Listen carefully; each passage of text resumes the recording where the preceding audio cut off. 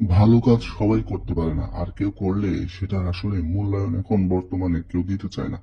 এই ভাইটি দেখা যাচ্ছে পাহাড়ি রাস্তা, সেই রাস্তায় পাহাড় ধসে গাছগাছালি রাস্তার উপর পড়েছিল, সেই মোটরসাইকেলে সে আসতেছে।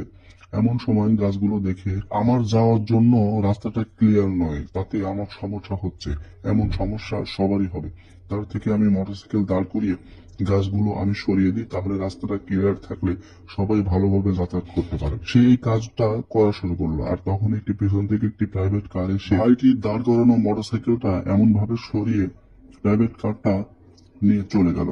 আর ভাই এটা দেখে খুবই অবাক হয়ে গেল যে আমি মানুষের জন্য উপকার করার চেষ্টা করতেছি, আর উপকারের ফল মানুষ এইভাবে দিল। মোটরসাইকেলটা আসলে সবাই কিন্তু শখের জিনিসই থাকে, সেই শখের জিনিসটা ফেলে দিলে তার ভিতরে কেমন লাগে যার আছে সেই বুঝতে পারবে। যাই হোক, ভাইটি মোটরসাইকেলটা তুললো, তোলার পরে সে কিন্তু একটু অন্যভাবে তার দিকে তাকালো, আর সে মনে মনে ভাবলো যে উপকারের ফল মানুষ এইভাবেই দেয়।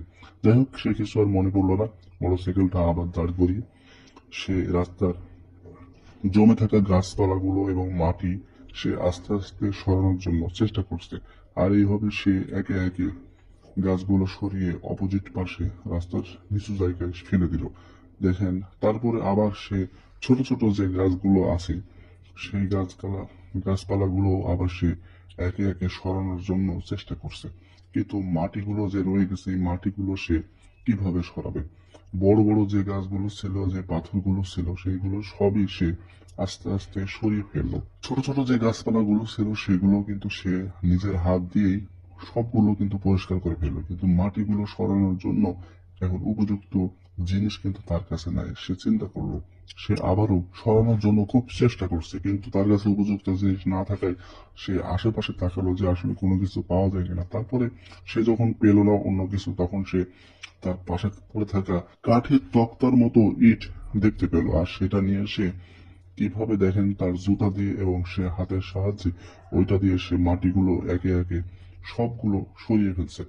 আসলে এই সরিয়ে ফেলার কারণে রাস্তাটা যখন ক্লিয়ার হয়ে যাবে, এই উপকারের ফল কিন্তু সবাই নিতে চাইবে। আসলে যে কাজটা করলো তাকে কিন্তু আমরা ধন্যবাদ পর্যন্ত আমরা দিতে চাই না।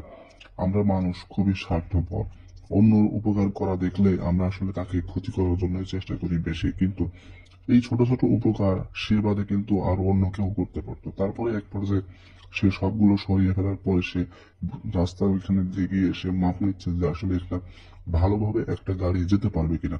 তারপর তখন সে বুঝতে পারলো যে হ্যাঁ, এখন একটি গাড়ি খুব ভালোভাবে যেতে পারবে। তারপরে সে কাজগুলো শেষ করে সে ওখান থেকে চলে গেল। ভিডিওটা